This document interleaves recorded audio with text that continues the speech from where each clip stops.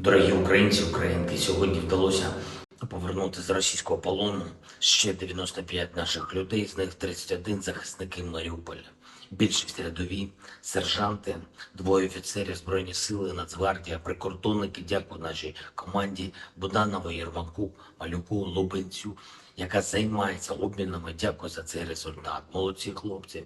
Кожного українця, кожну українку ми маємо витягнути з російської неволі.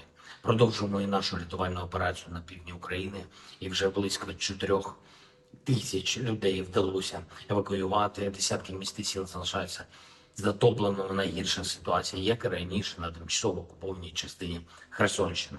Знову дякуємо нашим людям, військовим, поліцейським, рятувальникам. Дякую окремо волонтерам, лікарям, місцевій владі, усім, хто допомагає зараз рятувати людей після катастрофи на Каховській ГЕС. Особливо дякую тим, хто допомагає діставати людей, зокрема з окупованих територій. Це надзвичайно складно, небезпечно, це особливий героїзм. Дякую за кожне врятоване життя. Російські терористи продовжують обстрілювати евакуаційні маршрути, пункти евакуації, човни, на яких вивозять людей. Сьогодні внаслідок одного з таких обстрілів були вбиті 3 людей. Мої співчуття рідним і близьким.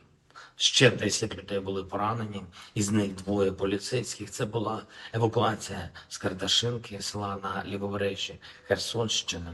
Окупанти створили цю катастрофу, підірвавши дамбу, кинули людей, не дозволяючи у затоплених містах та селах, ще й обстрілюють після цього човни, на яких людей намагаються забрати. Навіть звірі моральніші, ніж ви, російська держава. Цими днями Херсонщину відвідали представники Міжнародного кримінального суду. У перший же день після катастрофи генеральний прокурор направив в офіс прокурора Міжнародного кримінального суду відповідне звернення щодо розслідування цієї катастрофи, і робота вже почалась. Дуже важливо, що представники міжнародного правосуддя на власні очі побачили наслідки цього російського теракту та самі почули, що російський терор продовжуються ще максимально цинічними та жорстокими обстрілами затопленої території евакуації. Ми вже сприяємо і будемо і надалі сприяти максимально незалежному та об'єктивному розслідуванню Міжнародним кримінальним судом. Всі наші правоохоронці та інші інституції максимально долучені до цього процесу. Повний доступ до уражених територій, до свідків, до всієї інформації та доказів. Це розслідування дуже важливо для безпеки усього світу. Повна і справедлива відповідальність російських терористів та самої держави-терориста. Це обов'язкова передумова того, що в світі більше не буде повторення такого зла. Сьогодні наша держава зробила і черговий санкційний крок проти тих, хто служить злу, яким стала російська держава, проти тих, хто допоміг знищити свободу на території Росії і виконує одну із ключових ролей у репресіях на тимчасово окуповані наші території і на території самої Росії. 178 саме таких осіб були додані до наших санкційних списків.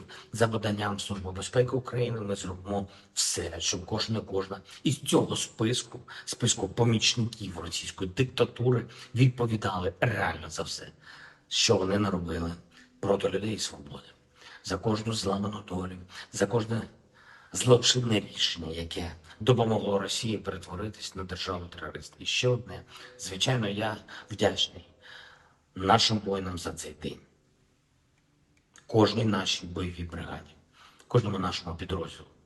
Осула Хортиця, Таврія, усі, хто зараз бояв, усі, хто на позиціях, усі, хто допомагає. Я дякую вам, дякую за кожен крок, за кожен бій, за кожного знищеного окупанта. Слава нашим героям, слава усім, хто захищає життя України та українців. Ми переможемо. Слава Україні!